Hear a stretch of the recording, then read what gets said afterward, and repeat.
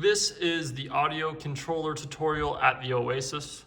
First off, there are a few things you can do with this controller. You can turn the lights on and off in the sports court or theater.